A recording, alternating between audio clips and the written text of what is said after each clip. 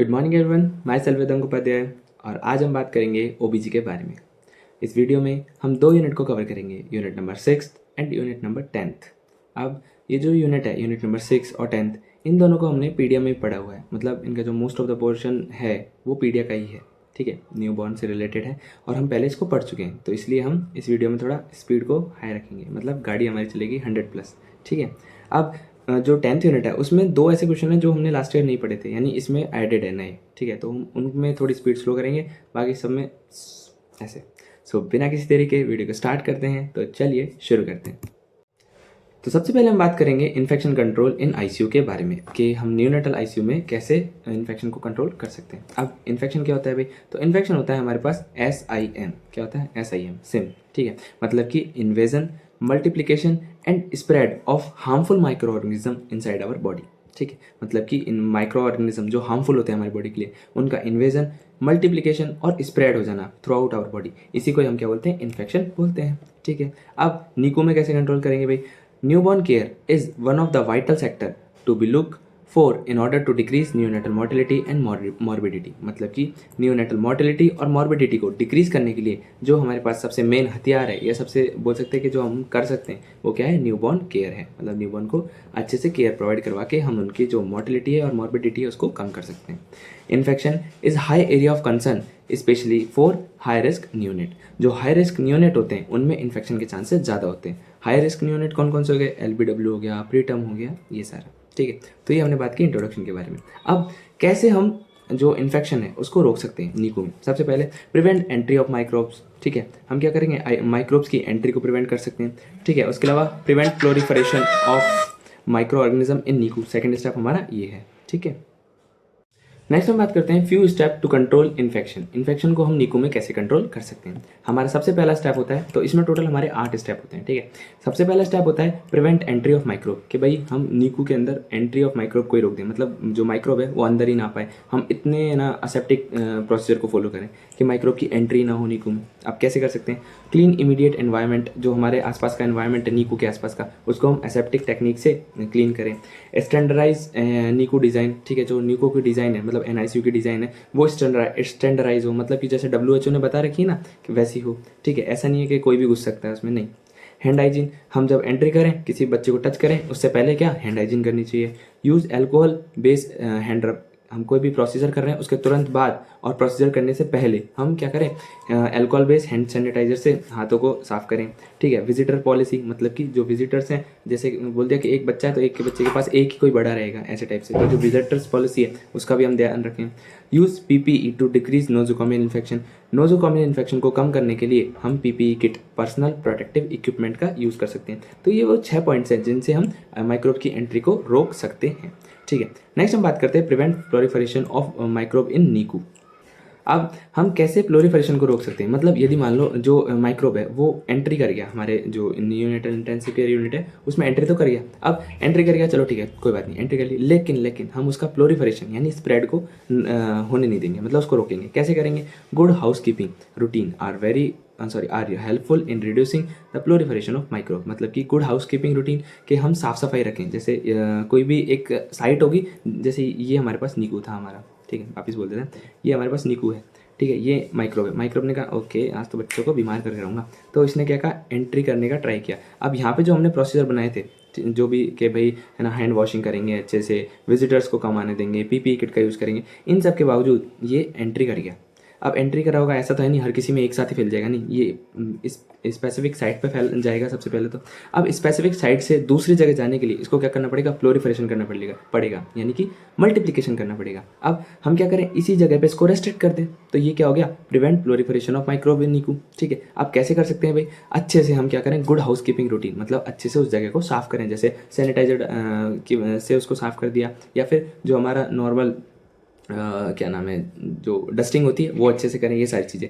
तो हम अच्छे से हाउस कीपिंग करके, मतलब अच्छे से उस जगह को रख कर हम क्या कर सकते हैं? प्लोरिफरेशन को रोक सकते हैं। उस जगह को साफ रख कर हम प्लोरिफरेशन को रोक सकते हैं, ठीक है। अब preventing infection spread from proliferation site to baby and from one baby to another baby. मैंने बोला था कि यहाँ पे एक इन्फेक्शन आया, यहाँ पे वो स्प्रेड हो गया, मतलब इस जगह पे वो एंट्री कर गया और यहाँ पे उसने प्लोरीफरेशन स्टार्ट कर दिया।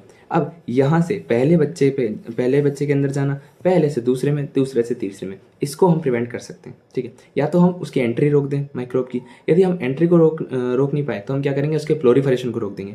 यदि उसको भी नहीं रोक पाए ना, तो एक बच्चे से दूसरे बच्चे में ट्रांसफर होने को हम रोक सकते हैं। अब कैसे रोक सकते हैं, इसको हम कर सकते हैं use disposable and laminar flow system for drugs, fluid and TPN preparation. मतलब कि हम किस तरह से कि भाई हम कोई भी जो सिरिंज यूज़ करें तो डिस्पोजेबल सिरिंज यूज़ करें, जो ग्लव्स यूज़ करें वो भी डिस्पोजेबल हो, एक बच्चे के लिए एक ही ग्लव्स का यूज़ करें, सेम ग्लव्स से दूसरे बच्चे के पास न जाए, नहीं तो इन्फेक्शन के चांसेस बढ़ सकते हैं, है ना। और जब ड्रग या फिर जो हम मेडिकेशन प्रिपेयर करते हैं तो वो एक बच्चे का एक टाइम पे करें, जिससे कि जब हमने एक ग्लव्स पहना फिर हमने क्या किया, बच्चे को मेडिसिन लगा दी, बट फिर हम उसी ग्लव्स के साथ दूसरे के बच्चे के पास जाएंगे तो इन्फेक्शन के चांसेस क्या होंगे, ज़्यादा हो जाएंगे। इसीलिए ड्रग, फ्लूइड, टीपीएन प्रिपरेशन, इन सब का कैसा फ्लो होना चाहिए, लेमिनार फ्लो होना चाहिए।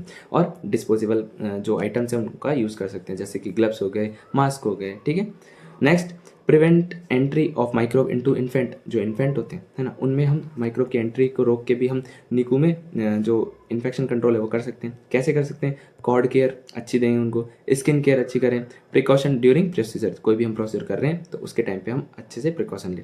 ये सारी वो चीज़ें होती हैं जिनसे हम एक इन्फेंट के अंदर माइक्रोब की एंट्री को रोक सकते हैं। नेक्स्ट है ब्रेस्ट फीडिंग या फिर correct preparation of formula milk. जैसा कि WHO और यूनिसेफ ने बताया था, हमने पहले पढ़ा था कि WHO और यूनिसेफ ने बताया था कि ब्रेस्ट फीडिंग कब इनिशिएट कर देनी चाहिए, within 1 hour of delivery, irrespective to mode of delivery. मतलब चाहे वो सी सेक्शन हो, चाहे वो NVD हो, नॉर्मल वेजाइनल डिलीवरी, किसी में भी 1 घंटे बाद में हमें ब्रेस्ट फीडिंग इनिशिएट कर देनी चाहिए। क्यों कर देनी चाहिए, क्योंकि देखो ब्रेस्ट फीडिंग में ना बहुत सारे बेनिफिट होते हैं। न्यूट्रिशन प्रोवाइड करवाती है बच्चे को, डाइजेस्टिबिलिटी प्रोवाइड करवाती है, साथ ही साथ प्रोटेक्टिव वैल्यू भी प्रोवाइड करवाती है। कैसे, इम्यूनोग्लोबुलिन के थ्रू। अब कौन कौन सी इम्यूनोग्लोबुलिन देती है वो, IgA और IgM, ये दोनों उसके अंदर प्रेजेंट होती हैं, जो कि बच्चों को इन्फेक्शन से बचाती है। और मेनली कौन से इन्फेक्शन से, गैस्ट्रो इंटेस्टाइनल इन्फेक्शन से एंड रेस्पिरेटरी ट्रैक इन्फेक्शन, मतलब RTI और GTI से बचाती है। ठीक है, नेक्स्ट हम बात करते हैं KMC के बारे में। KMC क्या है भाई, कंगारू मदर केयर। ठीक है, अब ब्रेस्ट फीडिंग के बाद हम क्या करवाएंगे, कंगारू मदर केयर देंगे। अब कंगारू मदर, ये देखो, ये एक तो बच्चे को तो बेनिफिट देती है, साथ में मदर को भी बेनिफिट देती है। कैसे, मदर को है ना कि एक तरीके से केयरिंग एनवायरनमेंट प्रोवाइड करवाती है मदर बच्चे को, तो क्या होता है उसके अंदर कॉन्फिडेंस आता है कि हाँ वो बच्चे को संभाल सकती है, यदि वो प्राइमरी ग्रेविड है तो। ठीक है, दूसरा, यदि KMC होगी तो बच्चा है ना अच्छे से थर्मली स्टेबलाइज हो जाएगा, मतलब उसको जो थर्मल स्टेबिलिटी है वो आ जाएगी। और यदि वो थर्मल स्टेबिलिटी आ जाएगी तो हम क्या कर सकते हैं, अर्ली डिस्चार्ज कर सकते हैं। तो जो KMC होती है वो अर्ली डिस्चार्ज करवाने में काफ़ी हेल्पफुल होती है। ठीक है, क्या करती है ये जो बच्चा होता है उसको थर्मली स्टेबिलिटी प्रोवाइड करवाती है। ठीक है, थर्मल स्टेबिलिटी प्रोवाइड करवाती है। नेक्स्ट स्टेप देखें तो decrease susceptibility of baby to infection, मतलब कि बच्चे की जो ससेप्टेबिलिटी है, ठीक है, उसको हम कम कर दें। कैसे कर सकते हैं, इम्यूनोग्लोबुलिन देके, एंटीफंगल प्रोफाइलैक्सिस देके। ठीक है, नेक्स्ट स्टेप और लास्ट स्टेप है इन्फेक्शन कंट्रोल प्रोटोकॉल। हर किसी हॉस्पिटल में अपना एक इन्फेक्शन कंट्रोल प्रोटोकॉल होता है। अब वो क्या होता है, कई सारा हो सकता है, या तो वो स्टैंडर्ड यूज़ करे या हॉस्पिटल का खुद का हो। तो हमें क्या करना चाहिए, यूनिवर्सल या स्टैंडर्ड प्रिकॉशन हमें फॉलो करना चाहिए एवरीडे केयर में। मतलब जो हम न्यू बॉर्न को केयर प्रोवाइड करवाते हैं उसे हमें स्टैंडर्डाइज तरीके से प्रोवाइड करवानी चाहिए। तो ये वो स्टेप्स होते हैं जिनकी वजह से हम क्या कर सकते हैं, नियोनेट या फिर जो NICU है, नियोनेटल इंटेंसिव केयर यूनिट, उसमें इन्फेक्शन को कंट्रोल कर सकते हैं। नेक्स्ट हम बात करते हैं फीडिंग मेथड्स के बारे में कि हम हाई रिस्क नियोनेट को कैसे फीड करवाएं। तो फीडिंग से पहले हमें ये पता होना चाहिए कि हाई रिस्क नियोनेट होते कौन है। तो high risk neonate are newborn regardless of weight, size और gestational age that have a greater than average chance of morbidity and mortality especially in 28 days. मतलब कि वो न्यूनेट कौन से होते हैं, 0 से 28 डेज तक के बच्चे। ठीक है, इसमें 0 to 7 डेज वाले अर्ली न्यूनेट और 7 to 28 डेज वाले लेट न्यूनेट। ठीक है, तो वो न्यूनेट जिनमें ग्रेटर चांसेस होता है इन्फेक्शन के या मोर्टिलिटी के या मॉर्बिडिटी के नॉर्मल बच्चे से। ठीक है, तो उसको हम क्या बोलते हैं, हाई रिस्क न्यूनेट बोलते हैं। अब उनका बर्थ वेट कुछ भी हो हमें कोई लेना देना नहीं है, जेस्टेशनल एज और साइज कितनी भी हो हमें कोई लेना देना नहीं है। ठीक है, तो ऐसे न्यूनेट जिनमें जो मॉर्बिडिटी या मोर्टिलिटी के चांसेस ज़्यादा होते हैं एक नॉर्मल बच्चे से, उसको हम बोलते हैं हाई रिस्क न्यूनेट। अब कौन कौन से होते हैं, क्या नाम है, प्री मैच्योर बेबी हो गया, प्री टर्म जिसे हम बोलते हैं, LBW हो गया, हाइपोथर्मिया हाइपरथर्मिया वाला पेशेंट हो गया, बच्चा हो गया, सॉरी, न्यूनेटल जॉन्डिस वाला बच्चा हो गया, RDS या फिर जिसे हम बोलते हैं हाइलिन मेम्ब्रेन डिसऑर्डर, वो वाला बच्चा हो गया, या फिर डायबिटिक मोम वाला बच्चा हो गया। ठीक है, अब फीडिंग मेथड, जो हाई रिस्क यूनिट है उसमें हम फीडिंग कैसे करवा सकते हैं। तो देखो कई सारे मेथड होते हैं, ठीक है। अब जो हम मेथड यूज़ करने वाले हैं, आप देखो कई सारे मेथड है, तो हम कोई सा भी यूज़ कर सकते हैं क्या? हाँ बिल्कुल कोई सा भी यूज़ कर सकते हैं, लेकिन कुछ क्राइटेरिया होते हैं, ठीक है। मतलब कुछ ऐसी चीज़ होती है, जैसे बच्चा यदि 34 वीक का है, या फिर 28 वीक का है, या फिर 31 वीक का है, 32 वीक का है, 37 वीक का है, तो अब क्या हुआ यहाँ पे मैंने ले लिया जेस्टेशनल एज, तो ये क्या हो गया? क्राइटेरिया हो गया, ठीक है। या फिर बच्चा छोटा है, इतना छोटा है, बच्चा इतना बड़ा है, इससे ज़्यादा छोटा है, तो ऐसे करके, तो मतलब size, vigour of infant and is ability to suck and swallow, इन सब ये वो बेसिस होते हैं जिनके बेसिस पे हम क्या करते हैं, फीडिंग मेथड को सिलेक्ट करते हैं। यदि कोई बच्चा स्वेलो करना नहीं जानता और आप उसको ना पालादाय से या फिर स्पून फीडिंग करा रहे हो, तो वो स्वेलो ही नहीं कर पाएगा, ठीक है। तो उसमें हम क्या करेंगे, आईवी लाइन डाल देंगे, ठीक है। सो अब मेथड कौन कौन से होते हैं? ट्यूब फीडिंग होता है, कटोरी स्पून फीडिंग जिसे हम क्या बोलते हैं, पालादाय बोलते हैं, बोतल फीडिंग होता है, और आईवी फ्लूइड थेरेपी होती है। ये 4 वो मेथड होते हैं जिनसे हम बच्चों को फीड करवा सकते हैं। सबसे पहले हम बात करते हैं ट्यूब फीडिंग के बारे में। इसका दूसरा नाम होता है गैवेज फीडिंग, ठीक है। ट्यूब फीडिंग या गैवेज फीडिंग एक ही है। इसको हम 2 मेथड से कर सकते हैं, या तो हम बच्चे में क्या कर दें, एनजी ट्यूब का इंसर्शन कर दें, या फिर ओजी ट्यूब डाल दें, ओरो गैस्ट्रिक ट्यूब या फिर नेजो गैस्ट्रिक ट्यूब, ठीक है। अब ओरोगैस्ट्रिक ट्यूब या जो नेजोगैस्ट्रिक ट्यूब है, कोई सी भी ट्यूब को जो हम इंसर्ट कैसे करेंगे, तो इंसर्ट करने के लिए बच्चे का क्या है, हेड है ना, उसको थोड़ा सा रेज करना पड़ेगा, स्लाइटली रेज करेंगे, और जो कैथेटर है, मतलब जो एनजी ट्यूब है या फिर ओजी ट्यूब है, उसको हम क्या करेंगे, थोड़ा वेट करेंगे आगे से और फिर इंसर्ट कर देंगे। अब यदि नोज में इंसर्ट कर रहे हैं तो एनजी ट्यूब है, और माउथ में इंसर्ट कर रहे हैं तो ओजी ट्यूब है या फिर ओरोगैस्ट्रिक ट्यूब है, ठीक है। अब जब हम इंसर्ट कर रहे हैं तो हमारा एम क्या है, स्टोमक तक पहुंचाना, ठीक है। तो स्टोमक तक हम पहुंचाएंगे किसको, जो ट्यूब है उसको, जिससे कि बच्चे को आराम से फीडिंग करवा सके। ड्यूरिंग नेजोगैस्ट्रिक या orogastric tube insertion, head is slightly raised, बच्चे का सर थोड़ा सा ऊपर होना चाहिए। Wet catheter gently pass via nose और माउथ, ठीक है। Nose nasogastric tube, mouth orogastric tube, ठीक है, into oesophagus then in stomach, मतलब हमें स्टोमक तक पहुंचाना है तो इसोफेगस के थ्रू जाना ही पड़ेगा, ठीक है। At a time of feeding करवाने के टाइम पे 5 ml या 10 ml सिरिंज विदाउट प्लंजर, जो प्लंजर होता है ना उसके बिना, is attach to the tube and milk is given through it. मतलब ये हमारे पास एनजी ट्यूब है, मान लो ये एनजी ट्यूब है, और ये हमारे पास है प्लंजर। हमने क्या किया, इस प्लंजर को इसमें फिट कर दिया, और फिर यहाँ से हमने क्या किया, डालना, सॉरी प्लंजर क्या, ये हमारा जो सिरिंज है इसको हमने यहाँ पे फिट कर दिया, प्लंजर को हटा दिया, और यहाँ पे हमने मिल्क डालना स्टार्ट कर दिया। इसके थ्रू क्या दे रहे हैं, हम मिल्क दे रहे हैं, बच्चे को फीड करा रहे हैं, ठीक है। नो नीड ऑफ बर्प और गैवेज फिटिंग, मतलब बर्प की कोई बर्प करवाते हैं ना, बर्पिंग करवाते हैं, तो उसकी कोई ज़रूरत नहीं होती, किसके बाद, गैवेज फीडिंग के बाद में, ठीक है। क्यों? क्योंकि बच्चे को कोई प्रॉब्लम नहीं है, बच्चा डायरेक्टली स्टोमक में जा रहा है, ठीक है। अब नेक्स्ट हम बात करते हैं कटोरी स्पून फीडिंग, जिसे हम पालादाई भी बोलते हैं। Done when baby know how to swallow but do not know how to suck, मतलब जो स्वेलोइंग रिफ्लेक्स है बच्चे में क्या हो, प्रेजेंट हो, और सकिंग रिफ्लेक्स क्या हो, बच्चे में एब्सेंट, तब हम किसका यूज़ करते हैं, कटोरी स्पून फीडिंग या पालादाई फीडिंग का यूज़ करते हैं, ठीक है। कब करते हैं, जब स्वेलिंग रिफ्लेक्स प्रेजेंट हो, सकिंग रिफ्लेक्स एब्सेंट हो। आईवी फीडिंग कब करवाएंगे, जब सैलोविंग रिफ्लेक्स भी एब्सेंट हो और सकिंग रिफ्लेक्स भी एब्सेंट हो, ठीक है। आफ्टर फीडिंग, मतलब हमने फीड करवा दिया, उसके बाद बच्चे को बर्प करवाना पड़ता है, बर्पिंग करवानी पड़ती है बच्चे को। राइट लेटरल पोजीशन देते हैं बच्चे को, क्यों, जिससे कि एस्पिरेट ना कर जाए बच्चा, ठीक है। And wipe the mouth of baby, जो बच्चा है उसका जो मुंह है उसको हम एक बार साफ कर देते हैं, ठीक है। Bottle feeding done when baby know how to swallow and how to suck, मतलब इसमें जब सकिंग एबिलिटी जो हम बोलते हैं, जो सकिंग रिफ्लेक्स है बच्चे में वो भी प्रेजेंट हो, और जो सैलोइंग रिफ्लेक्स है वो भी क्या हो, प्रेजेंट हो, तब हम क्या करवाते हैं, बोटल फीडिंग करवाते हैं। लेकिन ज़्यादा लंबे टाइम तक हमें बोटल फीडिंग नहीं करवानी चाहिए, नहीं तो हमें क्या हो जाता है, जो बच्चा होता है उसे बोटल टूथ दिखे हो जाता है। आफ्टर फीडिंग करवाने के बाद में बच्चे को बर्पिंग करवाना चाहिए, और उसको राइट लेटर पोजीशन में लेटा देना चाहिए, ठीक है, जिससे कि एस्पिरेशन के चांसेस कम हो जाए।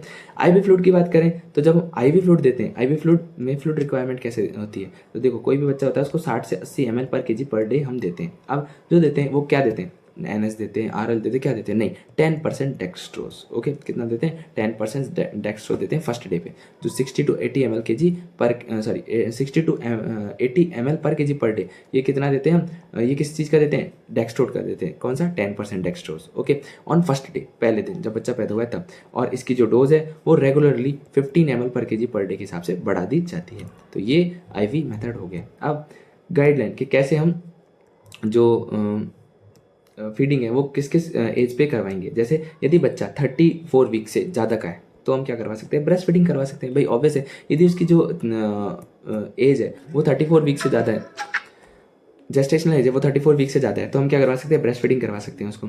32 से 34 के बीच में तो हम उसको पालादाई करवा सकते हैं, ठीक है। उसके बाद यदि 28 से 31 वीक है तो हम उसको ओजी ट्यूब या एनजी ट्यूब से फीड करवाते हैं, और यदि 28 वीक से कम है उसकी एज तो हम क्या करवाते हैं, आईवी फ्लूइड थेरेपी प्रोवाइड करवाते हैं, यानी उसको इंट्रावेनसली फ्लूइड चढ़ाते हैं। ठीक है, तो ये हो गया हमारा टॉपिक।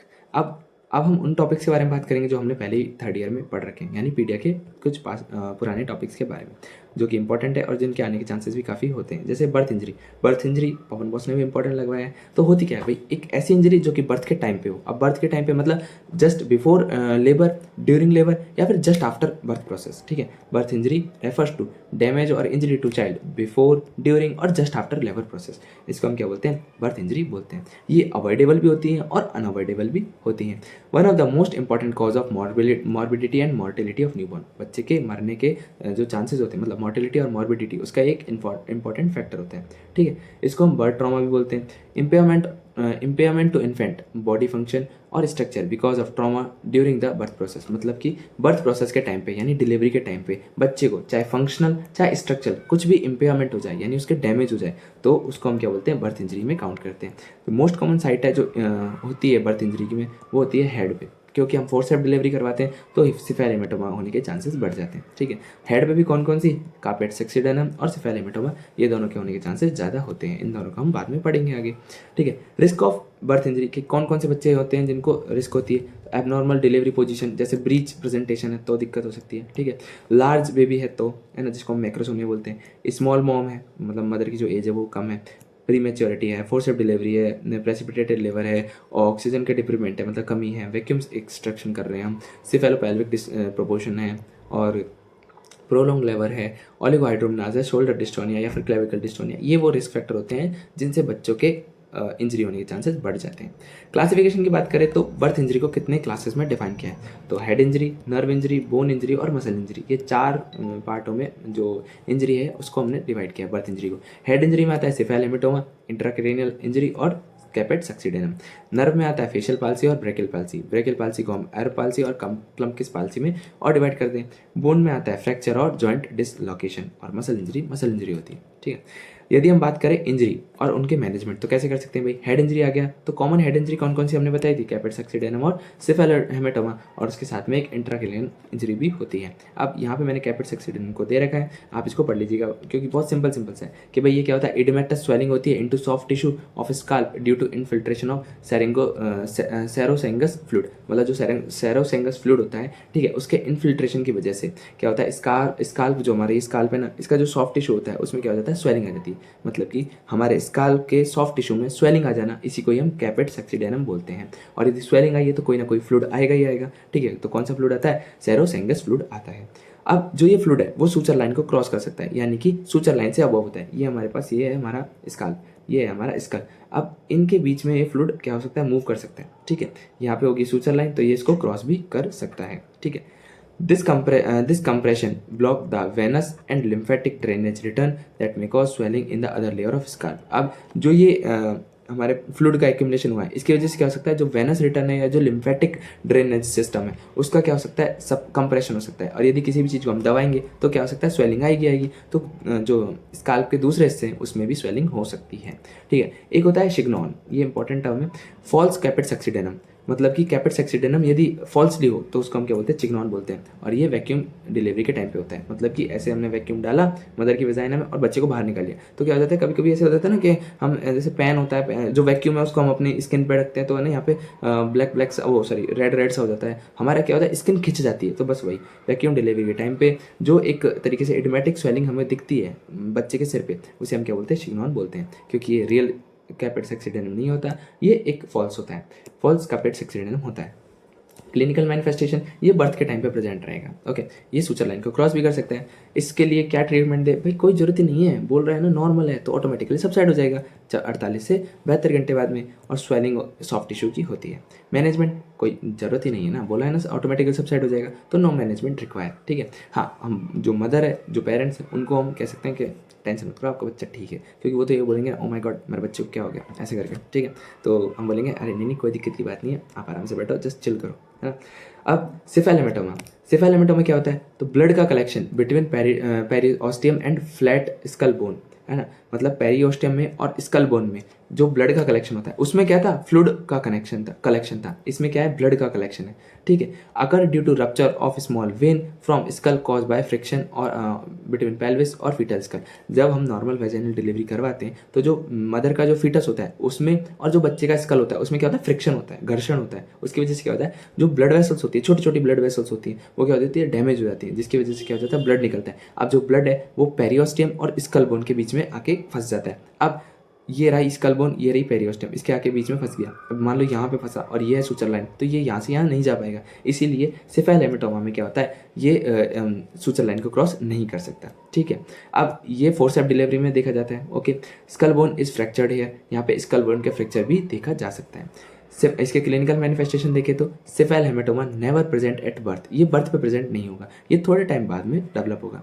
इनकम्प्रेसिबल, अब जो हमारा जो कैपेट सेक्सिडियम था ना, उसको हम यहाँ से दबाएंगे तो यहाँ पे आ जाएगा फ्लूइड, यहाँ से दबाएंगे तो यहाँ पे आ जाएगा, क्यों, क्योंकि सुचर लाइन को क्रॉस कर सकता था, लेकिन ये सुचर लाइन को क्रॉस नहीं कर सकता, इसलिए यहाँ दबाएंगे तो थोड़ा बच्चे को दर्द होगा, बच्चा रोना स्टार्ट कर देगा ऊँ ऊँ करके, ठीक है। तो इनकम्प्रेसिबल होता है, can not cross suture line, ये जो सुचर लाइन है उसको क्रॉस नहीं कर सकता। यूनिलैटरल ओवर पैरेटल बोन, और ये पैरेटल बोन की तरफ यूनिलैटरली होता है, या तो इधर होगा या इधर होगा, ठीक है, ठीक है। नेक्स्ट हम बात करेंगे मैनेजमेंट के बारे में। तो resolve automatically with in few weeks, वो 72 से 48 घंटे में सही हो रहा था, ये कुछ हफ्ते लगाता है सही होने में, ठीक है। विटामिन के भी हम इस जो बच्चा है उसको दे सकते हैं, वह ऑब्वियसली देते तो हैं लेकिन फिर भी एक्स्ट्रा अमाउंट में दे सकते हैं, ठीक है। इंट्राक्रेनियल इंजरी की बात करें तो इट इंक्लूड ट्रॉमेटिक आईसीएच और एनॉक्सिक आईसीएच। आईसीएच क्या है, इंट्राक्रेनियल हेमरेज, ओके। अब ट्रॉमेटिक आईसीएच क्या होता है, ट्रॉमेटिक आईसीएच में अकर इन एक्स्ट्रा ड्यूरल और सब ड्यूरल स्पेस, मतलब कि या तो एक्स्ट्रा ड्यूरल स्पेस में होगा या फिर सब ड्यूरल स्पेस में होगा, कौन सा, ट्रॉमेटिक आईसीएच। और एनॉक्सिक आईसीएच कहाँ होगा, सब एरेक्नॉइड स्पेस में होगा, इंट्रावेंट्रिकुलर में होगा या फिर इंट्रासेरेब्रल स्पेस में होगा, ठीक है। ये इंपॉर्टेंट है कि ट्रॉमेटिक कहाँ होता है, एक्स्ट्रा ड्यूरल और सब ड्यूरल में, जबकि एनॉक्सिक सब एरेक्नॉइड और इंट्रावेंट्रिकुलर और इंट्रासेरेब्रल स्पेस में होता है। क्लिनिकल मैनिफेस्टेशन की बात करें तो बच्चे को कन्वल्जन्स आ सकते हैं इधर, क्योंकि डैमेज हुआ है ना इसलिए, ठीक है। और एनॉक्सिक मतलब ऑक्सीजन की कमी, और ऑक्सीजन की कमी होगी तो क्या होगा, बच्चे को एपनिक अटैक भी आ सकता है, ठीक है। वॉमिटिंग हो सकती है, हाई पिच क्राई कर सकता है बच्चा, फ्लैश लिम्ब हो सकते हैं, हाइपोटोनिया हो सकता है। ये हम मैनेजमेंट क्या करें, क्योंकि एनॉक्सिक है तो हम मतलब ऑक्सीजन की कमी है तो हम क्या करवा सकते हैं, ऑक्सीजन थेरेपी प्रोवाइड करवा सकते हैं, और जो भी सिम्टम्स आ रहे हैं उसके अकॉर्डिंग हम सिम्टोमेटिक ट्रीटमेंट दे सकते हैं। नेक्स्ट हम बात करते हैं नर्व इंजरी के बारे में कि नर्व इंजरी क्या होती है। तो ये फेशियल पाल्सी और ब्रेकियल पाल्सी दो टाइप की होती है। फेशियल पाल्सी को हम बेल्स पाल्सी भी बोलते हैं। ये होती क्यों है, फेशियल नर्व की इंजरी की वजह से। अब जब फोर्सेप डिलीवरी करवाते हैं तो ऐसा तो है नहीं केवल इतना सा ही पार्ट फोर्सेप कवर करती है, वो बच्चे का ये वाला पार्ट भी कवर करती है। तो हो सकता है कि जो फेशियल नर्व है उसका डैमेज हो जाए फोर्सेप की वजह से, ठीक है। इट में also occur in normal vaginal delivery, जो नॉर्मल वेजाइनल डिलीवरी है उसमें भी हो सकता है। क्यों, because of much pressure on ramus of mandible where nerve crosses superficially. ये होता है ना ये वाला हिस्सा, ठीक है, ये चिक बोन वाला, ठीक है। यहाँ पे इसको हम बोलते हैं रेमस ऑफ मैंडिबल, ये वाला और ये वाला, ये दोनों, ये यहाँ पे क्या है, जो नर्व होती है ना वो सुपरफिशियली क्रॉस करती है इस जगह पे, ठीक है, इस जगह पे। तो क्या होता है, यदि यहाँ पे ज़्यादा प्रेशर पड़ेगा ना तो भी बच्चे को फेशियल पाल्सी हो सकती है, ठीक है। क्यों, क्योंकि जो फेशियल नर्व है वो क्या हो जाएगी, उसमें इंजरी हो जाएगी, जिसकी वजह से क्या होगा, बच्चे को बेल्स पाल्सी या फेशियल पाल्सी हो जाएगी। अब क्लिनिकल मैनिफेस्टेशन क्या होगा, फेशियल एसिमेट्री हो सकती है, ठीक है। Open eyelid of affected side, मान लो इस साइड में अफेक्ट हुआ तो ये मेरी आंख हमेशा खुली रहेगी, ठीक है। Absence of rooting reflex at one side, obviously rooting reflex होगा ही नहीं क्योंकि फेशियल नर्व डैमेज हो चुकी है, ठीक है। अब मैनेजमेंट कैसे कर सकते हैं, आई जो हमने बोला कि आँख खुली है तो क्या होगा, इन्फेक्शन के चांसेस होंगे और ड्राइनेस ऑफ आई के चांसेस होंगे, तो हम क्या करेंगे, उसको प्रोटेक्ट करके रखेंगे और एंटीसेप्टिक ऑइंटमेंट लगाते रहेंगे, ठीक है। और थोड़े टाइम बाद में हम सर्जरी कर देंगे। नेक्स्ट हम बात करते हैं ब्रेकियल पाल्सी के बारे में। वो हमने बात की बेल्स पाल्सी, ये भी है brachial palsy, cause by injury of root of brachial nerve और ट्रंक ऑफ ब्रेकियल प्लेक्सस। या तो ब्रेकियल नर्व है उसका रूट में इंजरी हो जाए या फिर ब्रेकियल प्लेक्सस के ट्रंक में इंजरी हो जाए, उसकी वजह से क्या होता है, ब्रेकियल पाल्सी होती है। Result in absence of flex और रोटेटिंग एबिलिटी ऑफ आर्म, इससे बच्चा अपने आर्म को रोटेट नहीं करवा पाता, ठीक है। Because hyper extension of neck का हाइपर एक्सटेंशन भी हो सकता है एक साइड में, ठीक है। नेक्स्ट दो टाइप की होती है, अर्ब पैल्सी और क्लमकिस पैल्सी। इसको हम वेटाटिव पोजीशन भी बोलते हैं और इसको हम पुलिसमैन पैल्सी भी बोलते हैं, ठीक है। Commonest type of nerve injury, यदि नर्व इंजरी कोई भी होती है तो सबसे मेन कॉमनली होती है अर्ब पैल्सी, ठीक है। यह क्या होता है, atopic paralysis of forearm का क्या हो जाता है, ऑटोपिक पैरालिसिस यानी ऑटोमेटिक पैरालिसिस हो जाता है। Occur due to injury of paralysis of muscle of upper arm due to injury of 5th 6th cranial cervical root of brachial plexus. जो ब्रेकियल प्लेक्सस है उसका 5th और 6th जो cervical root है, 5th और 6th सर्वाइकल जो root है उसमें क्या हो जाए ना, डैमेज होने की वजह से जो पैल्सी होती है वो होती है एरब पैल्सी। आपको ये पता है हमारे पास C8 होते हैं और T12 होते हैं जब हम उसमें जाते हैं नर्व में, ठीक है। मैं वर्टिबी कॉलम की बात नहीं कर रहा, उसमें C7 T12 L5 होता है, यहाँ पे C8 T12 होता है अब, और L5 होता है, ठीक है, आगे भी होते हैं। तो C8 मतलब C8 यानी सर्वाइकल जो प्लेक्सस है वो, सॉरी, जो ब्रेकियल प्लेक्सस है उसमें जो सर्वाइकल रूट है वो 5 होंगी, ठीक है, 5 होंगी, इसका 8 होंगी। इसका मतलब 1 2 3 4 5 6 7 और 8। अब इसमें से यदि 5वें और 6ठे जो सर्वाइकल रूट है उसमें यदि डैमेज हो जाए तो क्या होगा, एरोपेल्सी होगी। और 7वें 8वें में यदि डैमेज हो जाए तो क्लम्पकिस पाल्सी होगी। साथ ही साथ टी का भी फर्स्ट वाला पार्ट आ जाता है, मतलब कि ये हो गया सर्वाइकल, ये हो गया थोरेसिक, ठीक है। 1 2 3 4 5 6 7 8, यहाँ पे आ गया टी का 1 2 3 4 5, ठीक है। अब यदि इंजरी हो रही है 5 6 में, क्रेनियल जो सर्वाइकल जो रूट है उसमें 5 या 6 में इंजरी हो रही है तो एरोपेल्सी होगी। यदि 7th 8th और किसका, सर्वाइकल का, और 1 ऑफ थोरेसिक, ठीक है, थोरेसिक का किस में, 1 में हो रही है तो क्या होगी, क्लम्पकिस पैल्सी होगी। 5 6 सर्वाइकल रूट में होगी तो पैल्सी होगी। 7 8 सर्वाइकल रूट या फर्स्ट ऑफ थोरेसिक रूट में होगी तो क्या होगा, क्लम्पकिस पैल्सी होगी, ठीक है। अब क्या क्या क्लिनिकल मैनिफेस्टेशन हो सकते हैं, इसमें मूरोज रिफ्लेक्स एब्सेंट होगा, जो अफेक्टेड साइड है ना तो उसमें रूटिंग रिफ्लेक्स कर पाएगा बच्चा और ना ही उसमें मूरोज रिफ्लेक्स देखने को मिलेगा। और पार्शियल पैरालिसिस हो सकता है, इसमें रिस्ट ड्रॉप हो सकता है, ठीक है, और फ्लैसिड डिजिट्स भी हो सकते हैं इसमें। मैनेजमेंट की बात करें तो जेंटल मसाजिंग, जेंटल स्ट्रेचिंग और रेंज ऑफ मोशन, इन सब की वजह से हम बच्चे को सही कर सकते हैं। मैनेजमेंट की बात इसमें करें तो फिजिकल थेरेपी और पैसिव मूवमेंट के थ्रू हम बच्चे को सही कर सकते हैं। नेक्स्ट हम बात करते हैं बोन इंजरी के बारे में कि बोन इंजरी क्या होती है। तो देखो, बोन इंजरी में हमने बताया था फ्रैक्चर और जॉइंट डिसलोकेशन, ये दोनों चीज़ हो सकती है। फ्रैक्चर मतलब कंटिन्यूशन में ब्रेकेज हो जाना, ठीक है। फ्रैक्चर ऑफ क्लेविकल क्लेविकल ये मोस्ट कॉमन फ्रैक्चर होता है, मतलब जो ये क्लेविकल बोन होती है ना हमारी, ब्यूटी बोन, इसका फ्रैक्चर सबसे ज़्यादा कॉमन होता है। फीमर, ह्यूमरस, ये भी फ्रैक्चर हो सकती है, ठीक है। अब मैनेजमेंट क्या होगा, इमोबिलाइजेशन रखो थोड़े टाइम के लिए बच्चे को और सॉफ्टवेयर बैंडेजिंग करो और थोड़े टाइम बाद में क्या करवा दो, उनका फ्रैक्चर को सही कर दो, ठीक है। जॉइंट डिसलोकेशन, मोस्ट कॉमन जो जॉइंट होते हैं उनका डिसलोकेशन किन किन का होता है, शोल्डर, जैसे हम शोल्डर डिस्टोनिया पढ़ते हैं ना, तो उसमें क्या होता है, शोल्डर का डिसलोकेशन हो जाता है। हिप का भी होता है, जॉ का भी होता है, सर्वाइकल वर्टिब्रा का भी होता है, इसमें भी इमोबिलाइजेशन और सर्जरी करके हम बच्चे को ठीक कर सकते हैं। मसल इंजरी की बात करें तो स्टर्नोमेस्टॉइड मसल हेमेटोमा, जिसे हम टॉर्टिकोलिस भी बोलते हैं, ठीक है, इज मोस्ट कॉमन प्रॉब्लम, मतलब स्टिफ नेक या फिर टॉर्टिकोलिस जो होता है, जो हमारी मसल होती है ना, स्टर्नोमेस्टॉइड मसल, ठीक है, ये स्टर्नोमेस्टॉइड मसल, ठीक है, इसका क्या हो जाना, इसमें हिमेटोमा हो जाना, ये मोस्ट कॉमन मसल इंजरी होती है। It is occur due to difficult breech delivery और शोल्डर डिस्टोनिया। या तो शोल्डर डिस्टोनिया हो, मतलब कि जो बच्चा होता है उसका हेड तो बाहर आ गया लेकिन जो एंटीरियर पार्ट है शोल्डर का वो फंसा रह गया मैटरनल पेल्विस में। या फिर जब ब्रीच डिलीवरी है, यानी बच्चे के जब हम पैर्स को खींच के निकाल रहे हैं, ब्रीच एक्सट्रैक्शन कर रहे हैं, तो उसमें कोई डिफिकल्टी हुई हो, तो इसकी वजह से क्या होता है, मसल इंजरी होती है। इसका कोई मैनेजमेंट ज़रूरत नहीं है। जो स्वेलिंग है वो ऑटोमेटिकली जब बच्चा 6 महीने का होगा या 1 साल का होता है ऑटोमेटिकली सबसाइड हो जाएगी। ये इसकी कुछ प्रिवेंशन है कि इन सब चीज़ों को हम रख के, मतलब यदि हम इन सब चीज़ों को ध्यान रखें तो हम क्या कर सकते हैं, बच्चे में बर्थ इंजरी को कम कर सकते हैं। जैसे यदि प्रीटर्म है तो स्पेशल केयर प्रोवाइड करवाओ, ठीक है। एपिसियोटोमी है, कर सकते हैं हम। एपिसियोटोमी मतलब जो पेरिनियल है उसको थोड़ा सा कट कर सकते हैं जिससे कि जो बच्चा है उसके स्काल्प इंजरी के चांसेस उसमें कम हो जाएँ, ठीक है। सो ये हमने बात की बर्थ इंजरी के बारे में। नेक्स्ट हम बात करते हैं न्यूबॉर्न केयर के बारे में कि न्यूबॉर्न केयर क्या होती है। Essential newborn care is a comprehensive care that is designed to improve health of newborn through the intervention just after birth. मतलब कि न्यूबॉर्न केयर क्या होती है कि न्यूबॉर्न केयर एक कॉम्प्रिहेंसिव केयर होती है, मतलब इसमें हम प्रिवेंशन भी करते हैं, प्रोटेक्शन भी करते हैं, प्रमोशन भी करते हैं, ठीक है, तीनों चीज़ करते हैं। That design to improve health of newborn, जो बच्चे की हेल्थ है उसको अच्छा करने के लिए through the intervention just after birth, जो कि बर्थ जब बच्चे का जन्म हुआ है उसके बाद में जो भी हम इंटरवेंशन करते हैं जिससे कि बच्चे की जो हेल्थ है वो अच्छी हो, उसको हम क्या बोलते हैं, एसेंशियल न्यूबॉर्न केयर बोलते हैं, ठीक है। एसेंशियल न्यूबॉर्न केयर 2 टाइप की होती है, इमीडिएट और डेली रूटीन केयर, ठीक है। बच्चे के जन्म के तुरंत बाद जो केयर दी जाती है वो इमीडिएट, और जो थोड़ा टाइम बाद में दी जाती है वो डेली रूटीन केयर। इसका पर्पज़ क्या होता है कि डेंजर साइन को डिटेक्ट करना बच्चे के अंदर, जल्दी से मदर का ब्रेस्ट फीडिंग और वार्मनेस को प्रोवाइड करवाना, मतलब जो बच्चे की बेसिक नीड है क्या है, मदर से क्या चाहता है बच्चा कि ब्रेस्ट फीडिंग करवा सके, मतलब खाना खिला सके और उसको गर्म रख सके, तो उसको कंप्लीट करवाना। कोई भी प्रॉब्लम है जैसे सेप्सिस है या एस्पेक्सिया है तो उसको क्या करवाना, ट्रीट करना, और ब्रेस्ट फीडिंग इनिशिएट करना with in 1 hour of delivery, ठीक है। कंपोनेंट की बात करें तो इमीडिएट केयर और डेली रूटीन केयर, ये 2 टाइप की केयर होती हैं। अब इमीडिएट केयर में क्या होता है भाई, बच्चे में सबसे पहला खतरा किस चीज़ का होता है, हाइपोथर्मिया का। तो सबसे पहले हमें क्या करना है, टेम्परेचर को मेंटेन करना है। अब कैसे कर सकते हैं भाई, बच्चे को प्री वार्म टॉवल में रिसीव करो, इमीडिएटली ड्राई करो, जो वेट लिनिन है उसको रिमूव करो, बच्चे को रेडिएंट वार्म में रखो। उसके बाद रूम को, जो रूम टेम्परेचर है उसको मेंटेन करो। मतलब कि हम बच्चे का टेम्परेचर कैसे मेंटेन कर सकते हैं कि बच्चा जब आया तो हमने प्री वार्म टॉवल में बच्चे को रिसीव किया अच्छे से, ओके। उसके बाद इमीडिएटली इसको ड्राई किया, फिर वेट लिनिन को रिमूव किया, रेडिएंट वार्मर में बच्चे को रखा, जिसे हम इंक्यूबेटर भी यूज़ कर सकते हैं आजकल, ठीक है, और रूम टेम्परेचर को मेंटेन किया, ठीक है। ये इससे हम टेम्परेचर को मेंटेन कर सकते हैं बच्चे को। अब टेम्परेचर के बाद में आता है उसका एयरवे सही करना है। एयरवे में हम उसको पोजीशन प्रोवाइड करवा सकते हैं, कौन सी, साइडलाइन पोजीशन प्रोवाइड करवा सकते हैं, या फिर बच्चे को सक्शनिंग कर सकते हैं बच्चे की। अब सक्शनिंग माउथ की करेंगे या नोज़ की, तो पहले हम माउथ की करेंगे, उसके बाद हम नोज़ की करेंगे, ठीक है।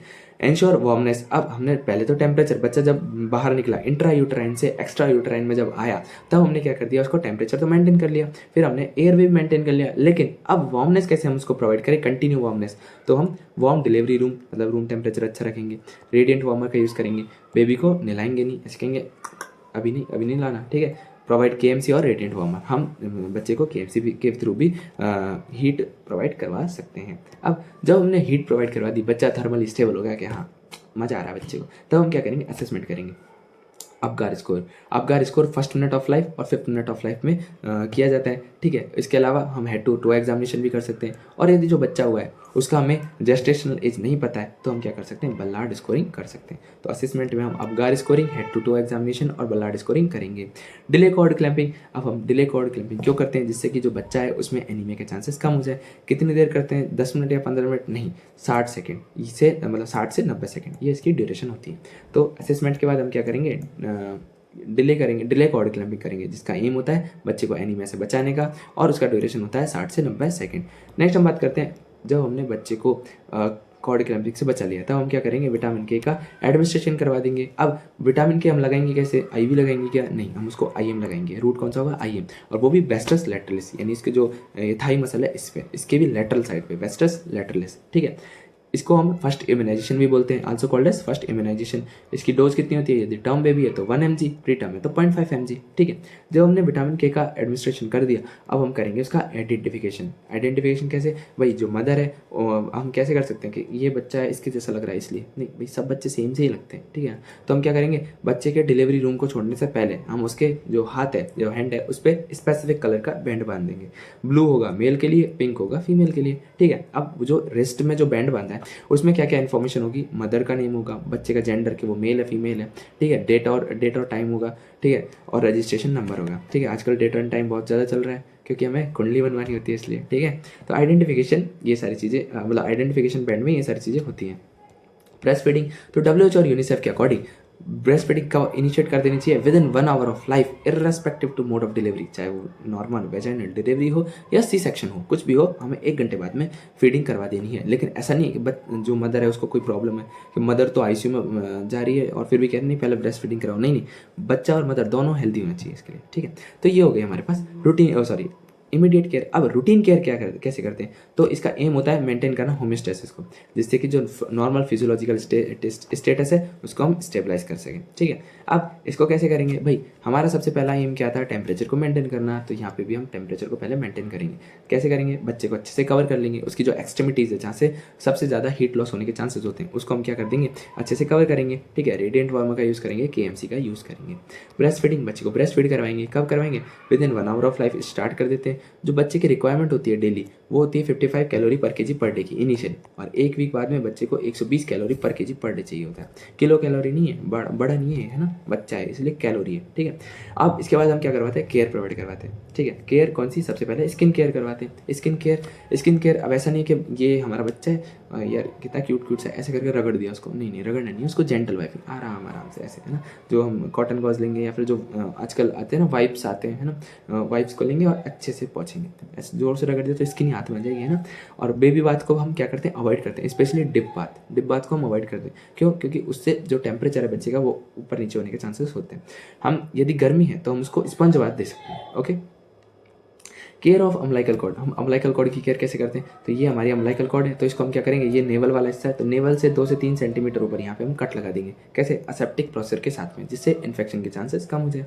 कोई भी ड्रेसिंग नहीं करनी है, कुछ भी नहीं लगाना है, मतलब ना उस पर गॉज रखना ना कुछ, बस खुला छोड़ दो उसको, left open and dry fall automatically with in 5 to 10 days, मतलब 5 से 10 दिन बाद ऑटोमेटिकली ये फॉल ऑफ हो जाएगी। अब आई केयर के बारे में बात करते हैं, तो आई केयर कैसे करेंगे, जब बच्चा पैदा हुआ तो हमें क्या, उसकी जो आंखें हैं उसको स्टार्टिंग में साफ़ करनी होती है। अब साफ़ कैसे करते हैं, ऐसे से ऐसे नहीं, इनर कैंटस टू आउटर कैंसस, यहाँ से यहाँ की तरफ, क्यों, जैसे कि यदि यहाँ से यहाँ करेंगे तो यहाँ के जो बैक्टीरिया है वो अंदर की तरफ पहुँच जाएंगे और इन्फेक्शन के चांसेस बढ़ जाएंगे, ठीक है। इसीलिए हम क्या करते हैं, इनर कैंसस से आउटर कैंसस की तरफ करते हैं, जिससे कि जो इन्फेक्शन है उसके चांसेस कम हो जाए। आप किससे करेंगे, तो नॉर्मल सैलाइन में एक जो गॉज है उसको डालेंगे कॉटन स्वैब को, और इनर कैंसस से आउटर कैंसस की तरफ हम उसको साफ कर देंगे। क्लॉथिंग, अब बच्चे को कैसी क्लॉथिंग पहनाएं, बिल्कुल आराम से, मतलब मज़ेदार, सॉफ्ट लूज कॉटन क्लॉथ होनी चाहिए जो कि हम यूज़ करेंगे। अब उसके अलावा एक है ना, क्या होगा, a triangle of square shape piece of thick cotton cloth should be use as a napkin. जो नैपकिन की तरह यदि यूज़ करना है तो ये हमारे पास क्या है, ये थिक कॉटन का एक स्क्वायर शेप का क्लॉथ है। इसको हमने क्या किया, यहाँ से यहाँ पे इस पॉइंट को यहाँ पे जोड़ दिया, तो कैसा बन गया, ये ट्रायंगल बन गया। तो a triangle of square shape piece of thick cotton should be use as a napkin. इसी को हम नैपकिन की तरफ यूज़ करेंगे। और बच्चे में प्लास्टिक और सिंथेटिक फर का यूज़ नहीं करना होता है, नहीं तो क्या होता है, एलर्जी या रैशेस के चांसेस बढ़ जाते हैं। नेक्स्ट हम बात करते हैं ऑब्जर्वेशन के बारे में। तो ऑब्जर्वेशन कैसे कर सकते हैं, monitor danger sign, weight, vitals, meconium, urine, इन सब चीज़ों का हम ऑब्जर्वेशन करते हैं। उसके बाद हम बच्चे से, जो बच्चे की माँ है उनसे बोलते हैं कि भाई इम्यूनाइजेशन शेड्यूल के अकॉर्डिंग बच्चे को इम्यूनाइजेशन करवाने के लिए ले आना, और हम उसको बोलते हैं कि टाइम टू टाइम दिखाने के लिए भी ले आना बच्चे को कि ठीक है या नहीं है। ओके, तो फॉलोअप के लिए भी हम बोलते हैं। अब ये हुआ हमारे डेली न्यूबॉर्न केयर, मतलब इमीडिएट केयर भी हमने बात की और डेली रूटीन केयर के बारे में भी हमने बात की। नेक्स्ट हम बात करते हैं न्यूनेटल रिससिटेशन। अब ये कब दिया जाता है भाई, ये जब दिया जाता है जब बच्चे को इंट्रा यूटेराइन लाइफ से एक्स्ट्रा यूटेराइन लाइफ में आने में दिक्कत हो रही होती है, ठीक है। तो ये क्या है, ये एक ऐसी टेक्निक है जिसको आप और AHA, मतलब अमेरिकन अकेडमी ऑफ पीडियाट्रिक्स ने और अमेरिकन हार्ट एसोसिएशन ने, इन दोनों ने मिलकर खोजा था, ठीक है। तो ये एक ऐसी टेक्निक है जिसको आपने और अमेरिकन हार्ट एसोसिएशन ने बनाया था, डेवलप किया था। अब इसमें 3 चीज़ें आती हैं। इसमें हम क्या करते हैं, चाइल्ड,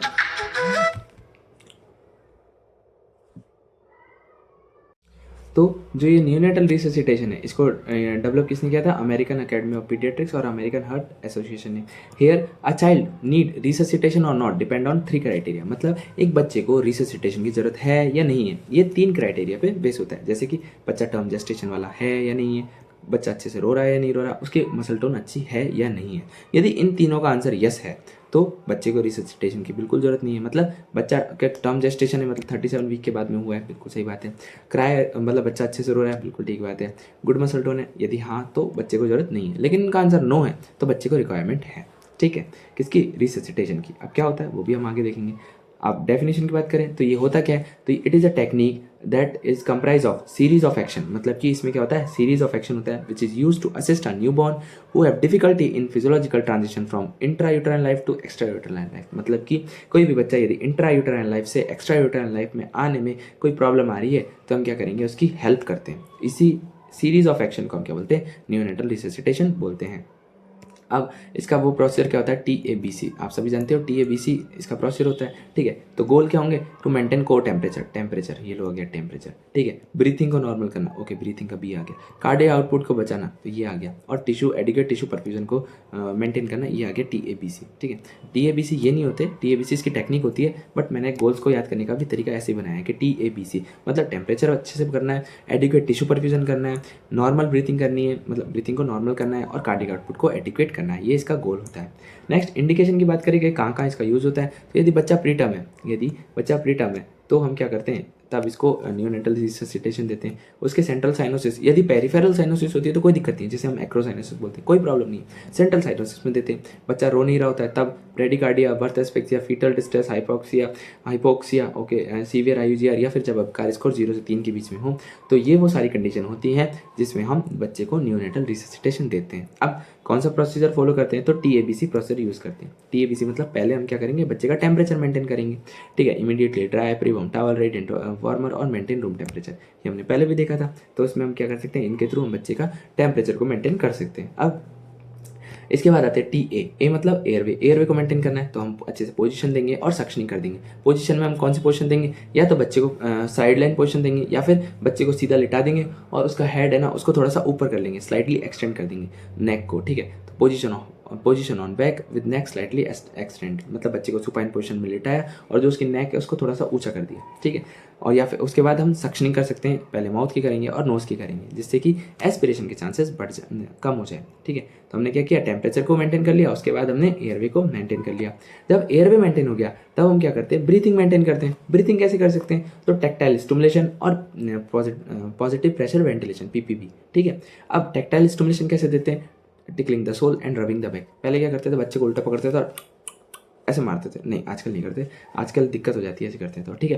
तो टैक्टाइल स्टिमुलेशन में हम क्या करते हैं, tickle the sole and rubbing the back, ये दो चीज़ करते हैं। अब पॉजिटिव प्रेशर वेंटिलेशन होता है, उसमें हम क्या करते हैं, उसको हम किसके थ्रू देते हैं, तो बैग मास वेंटिलेशन या एम्बू बैग के थ्रू देते हैं, ठीक है। कब कब दिया जाता है, कब कब दिया जाता है, इंडिकेशन क्या क्या है, तो जब बच्चा है ना रेस्पिरेशन नहीं कर रहा होता, नो रेस्पिरेशन, ठीक है, तब हम पॉजिटिव प्रेशर वेंटिलेशन देते हैं, ठीक है। जब बच्चा रेस्पिरेट तो कर रहा होता है लेकिन उसका हार्ट रेट 100 से कम हो, तब हम पॉजिटिव प्रेशर वेंटिलेशन देते हैं, या फिर बच्चे में सेंट्रल साइनोसिस हो रही है, ठीक है।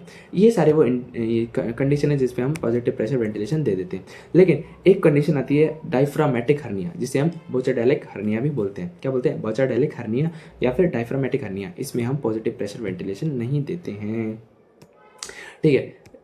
नेक्स्ट आता है मेंटेन सर्कुलेशन, मतलब हमने क्या कर लिया, पहले टेम्परेचर मेंटेन कर लिया, फिर एयरवे कर लिया, फिर ब्रीथिंग कर ली, फिर हम क्या करेंगे, सर्कुलेशन को मेंटेन करेंगे। कैसे करेंगे, चेस्ट कंप्रेशन के थ्रू। कब इंडिकेट किया जाता है, जब हार्ट रेट 60 से कम हो। तो अब देखो ये पुराने नोट से तो इसमें मैंने लिख रखा है 2 टेक्निक होती है, लेकिन आजकल क्या है, केवल एक टेक्निक फॉलो कर रहे हैं, ठीक है। तो हम क्या करते हैं, टेक्निक यूज़ करते हैं, वो है थंब टेक्निक, ओके। उसके अलावा चेस्ट कंप्रेशन में हम उसको चेस्ट कंप्रेशन और जो पॉजिटिव प्रेशर वेंटिलेशन है उसका रेशो होता है 3:1, मतलब हम 3 बार उसको कंप्रेस करेंगे, उसके बाद हम क्या करेंगे, एक बार बच्चे को वेंटिलेट करवाएंगे, मतलब पॉजिटिव प्रेशर वेंटिलेशन देंगे, किसके थ्रू, बैग मास वेंटिलेशन के थ्रू या फिर एम्बू बैग के थ्रू। अब या तो हम चेस्ट कंप्रेशन से इसका सर्कुलेशन मेंटेन कर सकते हैं, या फिर हम मेडिकेशन भी दे सकते हैं। मेडिकेशन में कौन सी होती है, एड्रेनलिन होती है और सोडियम बाइकार्बोनेट भी होती है, ठीक है। तो ये हमने बात की इसके बारे में, नियोनेटल रिससिटेशन के बारे में। अब ये इसका कुछ मैनेजमेंट स्कीम है, कैसे भाई कैसे करते हैं, तो आइए जान लेते हैं। सबसे पहले बच्चा बर्थ हुआ है ना, हमने देखा कि बच्चे का टर्म जेस्टेशन है, बच्चा रो रहा है या फिर बच्चे का अच्छा मसल टोन है, यदि इसका आंसर यस है तो हम रूटीन केयर पे छोड़ देंगे बच्चे को, ठीक है चलो ले जाओ। लेकिन यदि बच्चा रो नहीं रहा है, उसका टर्म जेस्टेशन नहीं है, या फिर उसका जो मसल टोन है वो अच्छा नहीं है, तो हम क्या करते हैं, हम बच्चे को सबसे पहले ड्राई करते हैं, वार्म करते हैं, सक्शन करते हैं। ये हमने क्या किया, क्या कर लिया हमने, TABC का सबसे पहले टी कर लिया, ठीक है। और उसके साथ में TA मतलब टेम्परेचर मेंटेन किया ड्राई और वार्म करके, उसके अलावा सक्शन और पोषण देके हमने क्या कर लिया, एयरवे भी मेंटेन कर लिया। अब आती है ब्रीथिंग की बात। ब्रीथिंग कैसे कर सकते हैं, तो सबसे पहले हमें चेक करना चाहिए कि बच्चे में स्पॉन्टेनियस रेस्पिरेशन एब्सेंट है या नहीं है। वर्डिंग को ध्यान से सुनना, स्पॉन्टेनियस रेस्पिरेशन एब्सेंट है या नहीं है, मतलब कि एपनिया प्रेजेंट है या नहीं है, ठीक है। यदि स्पॉन्टेनियस रेस्पिरेशन एब्सेंट नहीं है मतलब प्रेजेंट है, तो हम चेक करेंगे साइनोसिस है या नहीं है, और यदि साइनोसिस भी नहीं मिली तो हम बच्चे को नॉर्मल ले जाएंगे कि ठीक है इसको तो नॉर्मल वो करवा दो, ठीक है। तो हम इसमें क्या चीज़ करते हैं, 2 चीज़ चेक करते हैं, स्पॉन्टेनियस रेस्पिरेशन एब्सेंट है या नहीं है, या फिर हार्ट रेट 100 से कम है या नहीं है।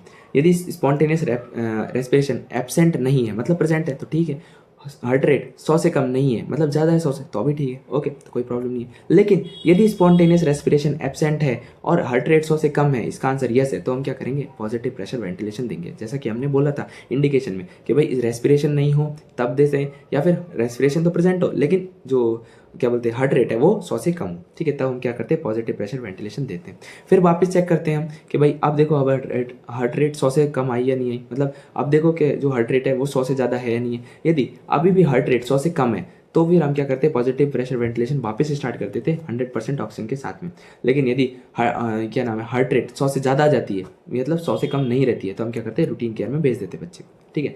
जब हमने पॉजिटिव प्रेशर वेंटिलेशन दिया 100% ऑक्सीजन के साथ में, अब उसके बाद हम चेक करते हैं कि हार्ट रेट 60 से कम है या नहीं है। यदि 60 से कम है यानी यस आंसर आ जाता है, तो हम क्या करते हैं, chest compression plus positive pressure ventilation भी देना स्टार्ट कर देते हैं। क्यों, क्योंकि हमने बोला था चेस्ट कंप्रेशन का इंडिकेशन क्या होता है, जब हार्ट रेट 60 से कम आ जाए। लेकिन यदि जो बच्चा है उसकी हार्ट रेट 60 से कम नहीं है, मतलब 9 आ गया कि नहीं 60 से तो कम नहीं है, मतलब ज़्यादा है 60 से, तब देखेंगे 100 से ज़्यादा है क्या, हाँ ठीक है 100 से भी ज़्यादा है तो ले जाओ इसको, ठीक है कोई दिक्कत की बात नहीं है। लेकिन यदि 60 से कम है तो हम इसको चेस्ट कंप्रेशन देंगे और पॉजिटिव प्रेशर वेंटिलेशन भी देंगे। अब ये देने के बाद में हम वापस चेक करेंगे कि भाई अब बताओ अभी भी 60 से कम है या नहीं है। यदि कहता है कि नहीं अब तो 60 से कम नहीं, अब तो ज़्यादा होगी, कि ठीक है तो फिर ले जाओ बच्चे को। लेकिन यदि अभी भी 60 से कम है तो हम क्या करते हैं, मेडिकेशन देते हैं। मेडिकेशन कौन कौन सी दे सकते हैं हम, सोडियम बाइकार्बोनेट और उसके अलावा सोडियम बाइकार्बोनेट के अलावा हम एड्रेनलिन देते हैं और वापस से रिपीट करते हैं प्रोसीजर को।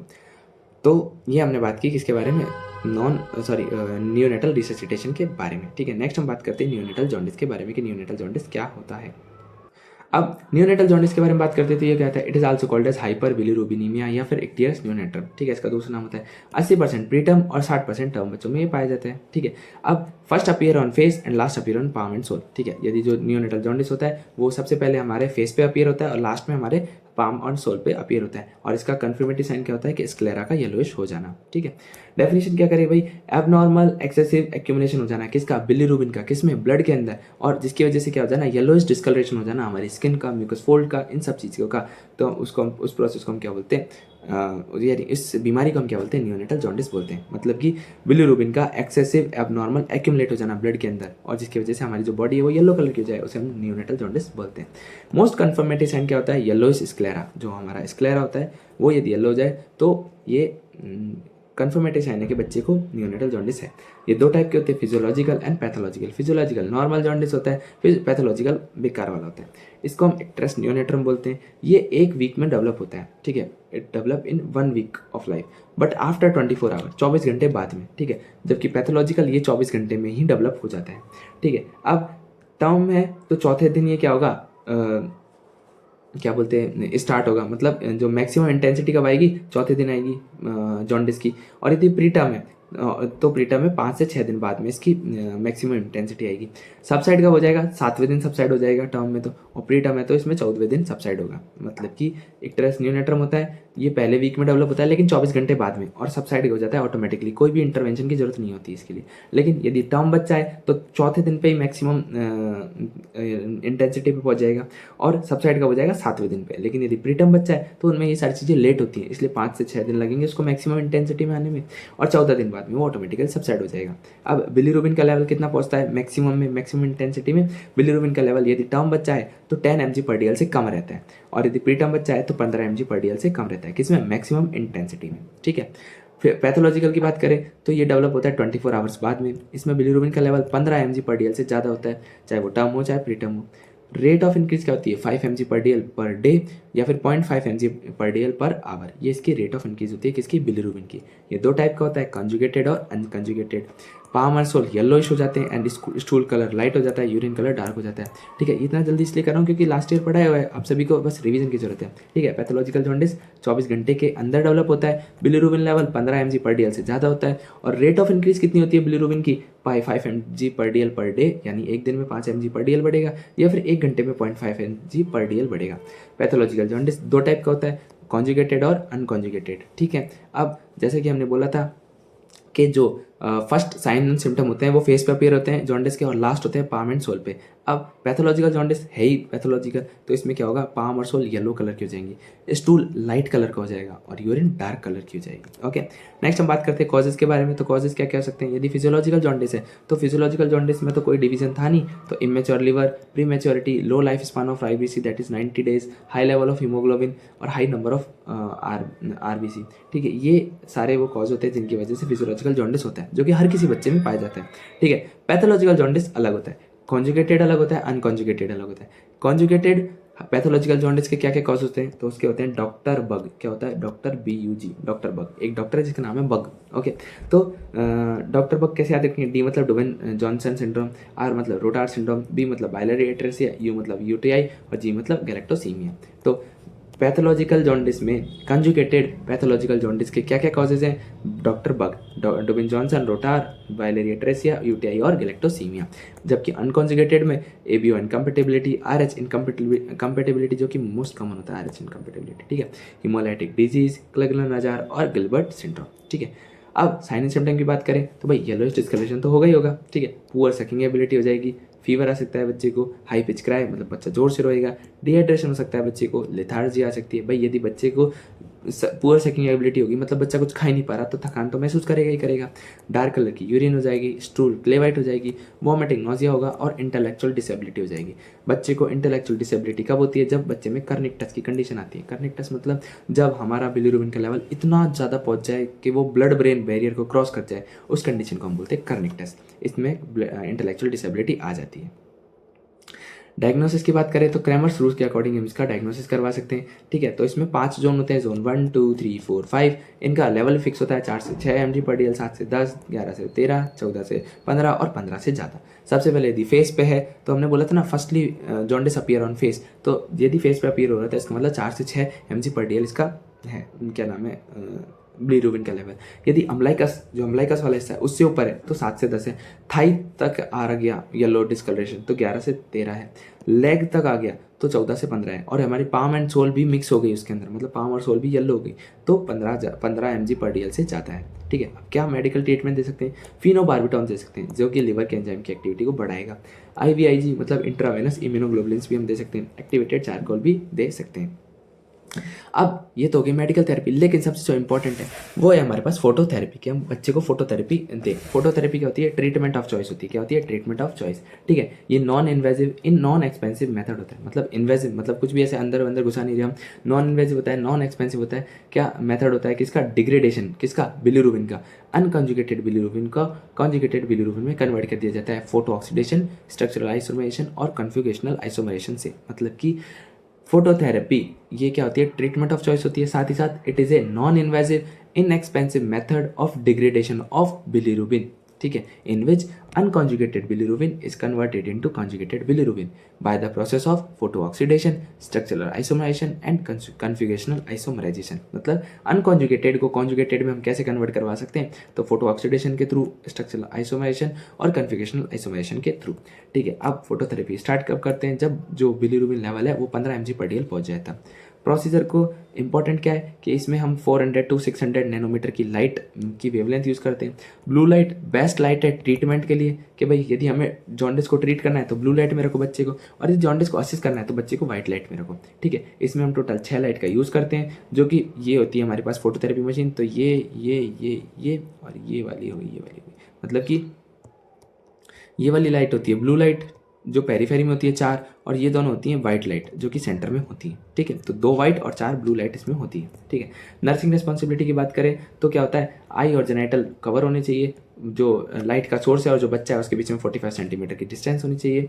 टेम्परेचर हर 2 घंटे में हमें चेक करना है। बच्चे को हर 2 घंटे में पोजीशन को चेंज करना है जिससे कि जो बच्चा है उसके हर एक बॉडी पार्ट एक्सपोज हो सके लाइट में। फ्लूइड हर 2 घंटे में हमें उसको एडमिनिस्टर करना है। ठीक है, सीरम बिलीरुबिन लेवल हर 12 घंटे में हमें चेक करना है। IO चार्ट मेंटेन करना है और फोटोथेरेपी स्टॉप कर देनी है जब जो सीरम बिलीरुबिन लेवल है वो 10 से नीचे आ जाता है। तीसरी होती है EBT मोस्ट इफेक्टिव और रिलायबल मेथड होता है और इसका मेन एम होता है कि कर्निकटस को रोके, मतलब ब्लड ब्रेन बैरियर को क्रॉस करने से रोके। ठीक है, ये हमने बात की किसके बारे में? ये हमने बात की नियोनेटल जॉन्डिस के बारे में। नेक्स्ट हम बात करेंगे न्यूबॉर्न और प्रीटर्म के बारे में कि ये क्या होते हैं। तो देखो, अब आपको पता है न्यूबॉर्न क्या होता है? न्यूबॉर्न को हम न्यूनेट भी बोलते हैं। न्यूनेट ये एक टर्म से ड्राइव हुआ है न्यूबॉर्न से, जिसका मतलब होता है 1 से 28 दिन तक का बच्चा। न्यूनेट 2 पार्टों में डिवाइड होता है, अर्ली न्यूनेट और लेट न्यूनेट। 0 से 7 दिन के बच्चे को हम अर्ली न्यूनेट बोलते हैं और इसको हम लेट न्यूनेट बोलते हैं। प्रीटर्म क्या होता है? प्रीटर्म वो होता है जिसने 37 वीक से पहले बर्थ ले लिया हो, यानी उसकी जो डिलीवरी है वो 37 वीक से पहले हो जाए, इरेस्पेक्टिव टू बर्थ वेट, मतलब बर्थ वेट कितना भी हो। ठीक है, बर्थ वेट यदि 2.7 kg है तो भी चलेगा, कोई दिक्कत नहीं है, लेकिन यदि उसने 36 पे ले लिया जन्म तो वो प्रीटर्म ही कहलाएगा। ओके, ये 4 टाइप के होते हैं। एक्सट्रीम प्रीटर्म जो 28 वीक से पहले जन्म ले ले। ठीक है, वेरी प्रीटर्म जो 28 से 31 वीक का हो, मॉडरेट यानी 31 से 33 का, और लेट 34 से 36 तक का। ठीक है, ये इसके क्लासिफिकेशन हो गए।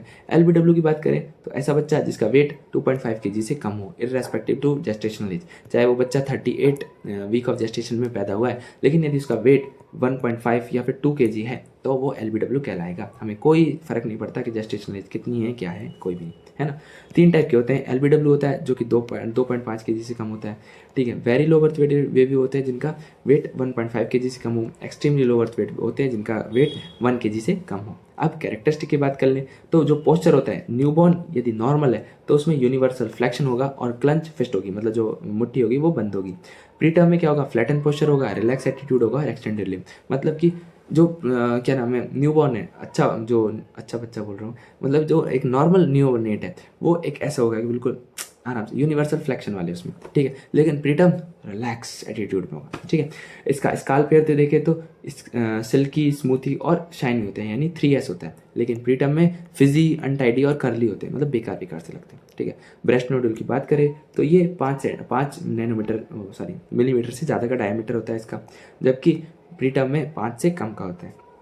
लेनिग्योस इसमें कम होते हैं और इसमें बहुत ज़्यादा होते हैं। 1X कैसियोसा इसमें थोड़ी ज़्यादा होती है, इसमें कम होती है, ठीक है। ईयर कार्टिलेज जो फुली डेवलप या फिर जो फुली डेवलप नहीं, जो टर्म बच्चा होता है उसमें फुली डेवलप होता है और रिकॉइलिंग होती है। जैसे ये पीछे पहुंच गया ना, ऐसे करते ये किया और तुरंत पीछे पहुंचा, यानी रिकॉइलिंग अच्छी है। लेकिन यदि प्रीटर्म है तो उसमें रिकॉइलिंग अच्छी नहीं होगी। प्लांटर क्रीसेस बच्चे में प्रेजेंट रहती है, नॉर्मल बच्चे में, लेकिन जो प्रीटर्म बच्चा होता है उसमें एब्सेंट रहती है। जेनेटल्स की बात करें तो जो नॉर्मल बच्चा होता है उसमें जो लेबियम मेजोरा है वो लेबियम माइनोरा को कवर करके रहेगी और जो क्लाइटोरिस है वो भी कवर्ड रहेगा। लेकिन फीमेल में जो प्रीटर्म है या LBW है उसमें क्लाइटोरिस प्रोमिनेंट अलग से दिखती है और लेबियम मेजोरा ने लेबियम माइनोरा को कवर करके नहीं रखा होता है। मेल की बात करें तो रगीज जो स्क्रोटम सैक है उसमें रगीज प्रेजेंट रहेंगी और टेस्टिस उसके अंदर प्रेजेंट रहेंगी। लेकिन यदि प्रीटर्म बच्चा है तो उसमें रगीज एब्सेंट होंगी स्क्रोटम सैक में और जो टेस्टिस है वो एब्डोमेन में होंगी, हो सकता है वो स्क्रोटम सैक में आई ना हो, जिसे हम इस कंडीशन को हम क्या बोलते हैं, क्रिप्टोकाइडिज्म बोलते हैं। नेक्स्ट हम बात करते हैं फिजियोलॉजिकल कैरेक्टरिस्टिक के बारे में। फिजियोलॉजिकल कैरेक्टरिस्टिक की बात करें तो ये होता है रेस्पिरेटरी रेट। नॉर्मल बच्चे की रेस्पिरेटरी रेट होती है 30 to 60 BPM। यदि बच्चा सो रहा होता है तो उसकी रेट होती है 30 to 60 BPM। यदि बच्चा रो रहा होता है तो 60 से 60 BPM होती है। मतलब कि बच्चा सो रहा है तो 30, रो रहा है तो 60, ठीक है। अब एवरेज कितनी होती है तो 40 BPM होती है, ठीक है। ट्रैकेपनिया की कंडीशन हम कब बोल सकते हैं, जब बच्चे की जो रेस्पिरेटरी रेट है वो 60 से ज़्यादा हो जाए। और ब्रेड एपनिया कब बोल सकते हैं, जब 30 से कम हो जाए, ठीक है। रेस्पिरेशन बच्चे में कैसा होता है, SIP होता है, मतलब शैलो, इर्रेगुलर और पीरियडिक, ठीक है। कैसा होता है, शैलो, इर्रेगुलर और पीरियडिक, ये 3 टाइप का रेस्पिरेशन इसमें होता है। ये तो हमने बात की रेस्पिरेटरी रेट के बारे में। अब हम देखते हैं इसके हार्ट रेट कैसी होती है। जो बच्चे में नॉर्मल हार्ट रेट होती है वो 120 से 160 की होती है। बच्चा जब रेस्ट कर रहा होता है तब 80 BPM इसकी हार्ट रेट होती है और बच्चा जब रो रहा होता है तब 180 BPM हो जाती है, ठीक है। टैकीकार्डिया हम कब बोल सकते हैं, जब 200 से ज़्यादा हार्ट रेट हो जाए। और ब्रेडिकार्डिया कब बोल सकते हैं, जब 80 से कम हो जाए। अब हम जो एडल्ट होते हैं उसमें हम क्या करते हैं, जो रेडियल पल्स है उसको चेक करके हम हार्ट रेट बताते हैं। जो रेडियल पल्स है उससे हम चेक करते हैं पल्स रेट, ठीक है। लेकिन जो बच्चे होते हैं उनमें हम एपिकल पल्स को चेक करते हैं, ठीक है। BP की बात की जाए तो 60 to 80 by 30 to 40 mmHg होता है। यदि अप्रॉक्सीमेटली एवरेज वैल्यू ले तो 60 से 40 होता है, 60 से 40 होता है, ठीक है। टेम्परेचर की बात करें तो अब आप सभी जानते हैं 36.5 डिग्री सेल्सियस से लेकर 37.5 डिग्री सेल्सियस, जिससे हम बोलते हैं 97.8 degree Fahrenheit to 99.6 degree Fahrenheit, ये नॉर्मल टेम्परेचर होता है बच्चे का। ब्लड ग्लूकोज लेवल की बात करें तो एवरेज जो ब्लड ग्लूकोज लेवल होता है वो 40 से 60 mg/dl का होता है बर्थ पे, और 3 दिन बाद में 50 से 90 mg/dl हो जाता है। अब हमारे जो प्रिक करते हैं वो उंगली पे करते हैं, लेकिन बच्चे की उंगली कितनी सी होती है ना, बिल्कुल सिरिंज से थोड़ी सी मोटी होती है बस। तो हम क्या करते हैं, उसकी हील को पकड़ते हैं अच्छे से, जब हील पकड़ने में आ जाए तो हम उसमें प्रिक कर देते हैं, ठीक है। तो इससे हम ब्लड ग्लूकोज लेवल का पता लगा सकते हैं। लास्ट हम बात करते हैं ब्रेस्ट फीडिंग के बारे में कि ब्रेस्ट फीडिंग क्या होती है, ठीक है। बिल्कुल लास्ट टॉपिक है हमारा, तो इसको हम और भी अच्छे तरीके से करते हैं, ठीक है। अब ब्रेस्ट फीडिंग यदि इसका इंट्रोडक्शन देखें तो ये बेस्ट नेचुरल मेथड है फीडिंग का, ओके। बोतल फीडिंग से मतलब बाकी सब चीज़ों के डिसएडवांटेज हैं, लेकिन ब्रेस्ट फीडिंग क्या है, बेस्ट मेथड है, ठीक है। मोस्ट इफेक्टिव मेथड भी है केयर प्रोवाइड करवाने का, क्यों, क्योंकि इससे मदर और बच्चे के बीच में बॉन्ड बढ़ता है, ठीक है। अब बेसिक आइडियल फूड होता है बेबी के लिए, बिल्कुल सही बात है, बेसिक फूड है और आइडियल फूड भी है, और ये बच्चे की पैन नीड को कंप्लीट करता है। पैन मतलब पी मतलब होता है साइकोलॉजिकल, ई मतलब होता है इमोशनल, और एन मतलब होता है हमारे पास न्यूट्रिशनल। ये तीनों नीडों को पूरा करता है कौन? Breast feeding. ठीक है, तो 4 चीज़ें हो गई। Breast feeding best natural method है, most effective way care provide करवाने का, और बेसिक आइडियल फूड है, और साइकोलॉजिकल, इमोशनल और न्यूट्रिशनल नीड को कंप्लीट करता है। अब ये होती क्या है? तो process of feeding mother's milk to the baby directly by the breast और express breast milk and bottle feed it to the baby. मतलब कि एक ऐसी प्रोसेस जिसमें मदर अपना मिल्क बच्चे को पिलाती है, या तो डायरेक्टली ब्रेस्ट के थ्रू पिलाती है, या फिर उस ब्रेस्ट मिल्क को एक्सप्रेस आउट करती है एक्सप्रेसर से, और उसको बोतल में डाल के और बोतल फीड करवाती है बच्चे को। ठीक है, एक्सक्लूसिव ब्रेस्ट फीडिंग WHO के द्वारा डेफिनेशन वो ये है कि feeding only breast milk to baby for 6 month. यदि 6 महीने तक एक बच्चा ब्रेस्ट मिल्क ही पीता है तो उसे हम बोलते हैं एक्सक्लूसिव ब्रेस्ट फीडिंग। कोई भी लिक्विड, कोई भी solid, not even the water, मतलब कोई भी लिक्विड सॉलिड कुछ भी नहीं देते, पानी की बूंद तक नहीं देते हम बच्चे को। ठीक है, तब हम बोलते हैं कि बच्चा एक्सक्लूसिव ब्रेस्ट फीडिंग में है। ठीक है, लेकिन यदि जो डॉक्टर है उसने बोल रखा है कि ORS पिलाना है तो उसको हमें पिलाना ही पड़ेगा, विटामिन सप्लीमेंट। ये यदि प्रिस्क्रिप्शन वाले हैं तो हम क्या करते हैं, एक्सक्लूसिव ब्रेस्ट फीडिंग में भी इसको दे सकते हैं। नेक्स्ट बेनिफिट, कि भाई हम जो ब्रेस्ट फीडिंग करा रहे हैं उससे बेनिफिट क्या है? तो ये बच्चे को क्या बेनिफिट है? बच्चे को न्यूट्रिशन मिलता है। न्यूट्रिशन कैसे? अब ब्रेस्ट मिल्क है उसमें अमीनो एसिड होते हैं जो कि न्यूरोट्रांसमीटर की वर्किंग के लिए काफ़ी इंपॉर्टेंट होते हैं। प्यूफा होता है पॉली अनसैचुरेटेड फैटी एसिड जो कि माइलिनेशन के लिए काफ़ी इंपॉर्टेंट होता है। गैलेक्टोज और लैक्टोज होते हैं जो कि ब्रेन ग्रोथ के लिए काफ़ी इंपॉर्टेंट होते हैं। और कैल्शियम होता है जो कि हमारी बोन्स की ग्रोथ के लिए सबसे ज़्यादा इंपॉर्टेंट होता है। डाइजेस्टिबिलिटी, इसमें लाइपेज होता है जो कि फैट का डाइजेशन करता है, और लैक्ट एल्बुमिन ग्लोबुलिन होता है जो कि सॉफ्ट कट का फॉर्मेशन भी करता है। ठीक है, प्रोटेक्शन भी होता है। प्रोटेक्शन कैसे प्रोवाइड करवाता है? IgA और IgM, इन दोनों को इसके अंदर, मतलब IgA और IgM ये दोनों ब्रेस्ट मिल्क में पाई जाती हैं जो कि इन्फेक्शन के अगेंस्ट प्रोटेक्शन प्रोवाइड करवाती हैं। और कौन सा इन्फेक्शन? मेनली गैस्ट्रोइंटेस्टाइनल इन्फेक्शन और रेस्पिरेटरी ट्रैक इन्फेक्शन, इन दोनों के खिलाफ तो सबसे ज़्यादा प्रोटेक्शन प्रोवाइड करवाती है, क्योंकि बच्चे में एडिनो वायरस के होने वाले रेस्पिरेटरी डिसऑर्डर के होने के चांसेस बहुत ज़्यादा होते हैं, और जो डायरिया, ये सारी चीज़ों के भी चांसेस ज़्यादा होते हैं। अब ये तो हो गया ब्रेस्ट फीडिंग का एडवांटेज बच्चे को। मदर को क्या है? PPH पोस्टपार्टम हेमरेज के चांसेस को कम करता है, ओवेरियन और ब्रेस्ट कैंसर के चांसेस को कम करता है, एक्स्ट्रा फैट को कम करता है, आयरन का स्टोरेज बढ़ाता है। कैसे बढ़ाता है? क्योंकि जब तक ब्रेस्ट फीड कर रहा होता है तब तक मेंस्ट्रुअल साइकिल नहीं चलती, और जब तक मेंस्ट्रुअल साइकिल नहीं चलेगी तो ब्लड का लॉस होगा ही नहीं, तो आयरन का स्टोरेज बढ़ जाएगा। ठीक है, बॉन्डिंग को भी बढ़ाने का काम करता है। नेशन को क्या? IMR कम करता है, बर्डन कम करता है हेल्थ केयर वर्कर है या हॉस्पिटल से उनके ऊपर से, प्रोटीन एलर्जी, मेलन्यूट्रिशन चांसेस को कम करता है, कम्युनिटी के एक्सपेंडिचर को कम करता है, और मनी, एनर्जी, इन सभी चीज़ को सेव करता है। क्या? Breast feeding. ओके, तो बताओ कितने सारे एडवांटेज हो गए? नहीं, काम एक, फायदे नहीं। ओके, तो टाइप्स ऑफ ब्रेस्ट मिल्क, कितने टाइप के होते हैं? तो देखो, colostrum, transitional milk, mature milk, preterm milk, regular feeding के अकॉर्डिंग फोर मिल्क और हिंड मिल्क, ये अलग अलग टाइप के होते हैं। सबसे पहले हम देखते हैं कोलेस्ट्रम। कोलेस्ट्रम क्या होता है? डिलीवरी के बाद में, डिलीवरी के 1 से 3 दिन तक जो मिल्क निकलता है वो होता है कोलेस्ट्रम। ये थिक, येलो और स्मॉल क्वांटिटी में होता है। ठीक है, ये काफ़ी इंपॉर्टेंट होता है। क्यों? क्योंकि इसमें एंटीबॉडी होती है, प्रोटीन होता है, फैट सॉल्युबल विटामिन जो कि हम बोलते हैं ADE, ये चारों इसमें प्रेजेंट होते हैं। तो कोलेस्ट्रम में क्या होता है? 1 से 3 दिन तक निकलता है, थिक होता है, येलो होता है और स्मॉल अमाउंट में निकलता है। एंटीबॉडी, प्रोटीन और फैट सॉल्युबल विटामिन इसमें प्रेजेंट होते हैं। फिर आता है ट्रांजिशनल मिल्क। ये क्या होता है?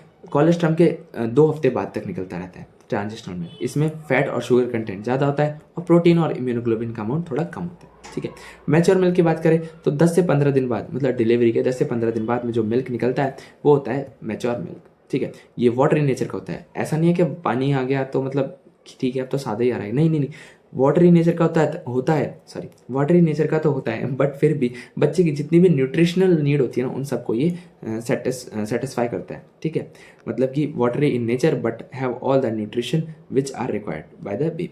ठीक है, जो भी बच्चे को न्यूट्रिशन की जरूरत होती है वो सभी इसके अंदर प्रेजेंट होते हैं। प्रीटर्म मिल्क क्या होता है? Secreted by mother who gave birth to preterm baby, मतलब कि ऐसी मदर जिसने प्रीटर्म बेबी को जन्म दिया है उसके वो जो ब्रेस्ट फीडिंग करवाती है उसमें जो मिल्क आता है ब्रेस्ट मिल्क वो होता है प्रीटर्म मिल्क। इसमें protein, sodium, iron, immunoglobulin, calorie सब कुछ ज़्यादा होता है। क्यों? क्योंकि प्रीटर्म बच्चा है ना उसको सारी चीज़ ज़्यादा चाहिए इसलिए। ठीक है, रेगुलर फीडिंग। अब रेगुलर फीडिंग के बेसिस पे भी 2 टाइप का होता है कि भाई एक मदर है वो रेगुलर फीडिंग करवा रही है। ठीक है, तो जो स्टार्टिंग में मिल्क निकलेगा जिसे हम फॉर मिल्क बोलते हैं, ठीक है, वो क्या होता है? स्टार्टिंग में निकलता है। ठीक है, ये वाटरी नेचर का होता है और बच्चे की केवल प्यास बुझाता है, ठीक है। इसलिए हम बोलते हैं कि है ना, एक माँ से बोलना चाहिए कि वो जब फीडिंग कराए ना तो बच्चे को पूरी फीडिंग कराए, ऐसा नहीं इनिशियली फीडिंग कराए और सो गया, नहीं, तब तो बच्चे की केवल प्यास ही बुझेगी, उसकी जो हंगर है वो तो समाप्त ही नहीं होगी। जो बाद में निकलता है, एंडिंग में निकलता है ब्रेस्ट फीडिंग के, उसे हम बोलते हैं हिंड मिल्क, ठीक है। ये सेटिस्फाइड द हंगर, मतलब कि जो अपनी भूख है उसको मिटाता है, ठीक है। टेक्निक ऑफ ब्रेस्ट फीडिंग की, ब्रेस्ट फीडिंग कैसे हम देते हैं, तो सबसे पहले पोजीशन, तो मदर को पोजीशन कोई सी भी पोजीशन दे सकते हैं जिसमें मदर कंफर्टेबल हो, चाहे वो बैठी हुई हो चाहे वो लेटी हुई हो, ठीक है, जिसमें भी वो कंफर्टेबल है उसमें वो पोजीशन हम उसको दे सकते हैं। बेबी को कैसी पोजीशन देनी है, तो पहले बात बच्चे की जो पूरी बॉडी है वो सपोर्ट में होनी चाहिए, ठीक है। उसका हेड और उसकी पूरी बॉडी एक लाइन में होनी चाहिए, ओके। जो बच्चे का नोज़ है वो माँ के निप्पल पे, वो माँ की ब्रेस्ट पे टच होना चाहिए, ठीक है। और जो बच्चे का बॉडी है, जो मुंह है, वो किधर की तरफ होना चाहिए, माँ की तरफ होना चाहिए। तो क्या है, सपोर्ट द होल बॉडी, पूरे बॉडी को सपोर्ट करो। हेड और बॉडी एक लाइन में होनी चाहिए। Nose at a level of nipple, nipple के लेवल पे होनी चाहिए नोज। और body of baby should turn toward mom, मतलब मॉम की तरफ, मॉम यानी मदर, मदर की तरफ टर्न होनी चाहिए। ये हो गया पोजीशन। अब अटैचमेंट की बात करें तो लैचिंग, लैचिंग क्या होती है भाई, लैचिंग सॉरी, जो अटैचमेंट होता है, अटैचमेंट का एक दूसरा नाम होता है लैचिंग। ऐसे कौन कौन से साइन हैं जो कि गुड अटैचमेंट के होते हैं, तो baby mouth should be widely open, बच्चे का मुंह पूरा खुला होना चाहिए। चिन टचेज द ब्रेस्ट, जो चिन होती है वो ब्रेस्ट को टच करनी चाहिए। लोअर लिप इवर्टेड, जो लोअर लिप है वो बाहर की तरफ इवर्ट होना चाहिए। Areola and nipple should be in a mouth, जो ये निपल है इसके चारों तरफ जो ब्लैकिश कलर की जो लेयरिंग होती है एरियोला, वो बच्चे के माउथ के अंदर होनी चाहिए, ठीक है। इफेक्टिव सकलिंग, अब बच्चा अच्छे से सक करेगा। सक कब करेगा, जब बच्चे में जो सकिंग रिफ्लेक्स है वो प्रेजेंट होगा, ठीक है। तो seen in those baby who have well develop routing reflex, sucking reflex और सैलोविंग रिफ्लेक्स, ठीक है। तो इसमें इफेक्टिव सकलिंग होती है। तो ये हमने बात की टेक्निक ऑफ ब्रेस्ट फीडिंग के बारे में। और लास्ट है कॉन्ट्राइंडिकेशन। तो दो टाइप के होते हैं, एब्सोल्यूट और रिलेटिव। तो यदि गैलेक्टोसीमिया है मदर को या फिर फिनाइलकीटोयूरिया है तो हम ब्रेस्ट फीडिंग नहीं करवाते, या फिर और कॉन्ट्राइंडिकेटेड, तो रिलेटिव कॉन्ट्राइंडिकेशन क्या होती है, radiotherapy, ergot therapy and lithium therapy. So इसी के साथ हमारा जो 6th यूनिट और जो 10th यूनिट है वो फिनिश होती है। होप सो आपको ये लेक्चर पसंद आया। यदि आपको लेक्चर पसंद आया तो please like, share and subscribe our channel. Thank you so much and stay tune with us. और जो ये नोट्स हैं हमारे Telegram channel Nursing Explorer PDF material पे आपको मिल जाएंगे। Thank you so much.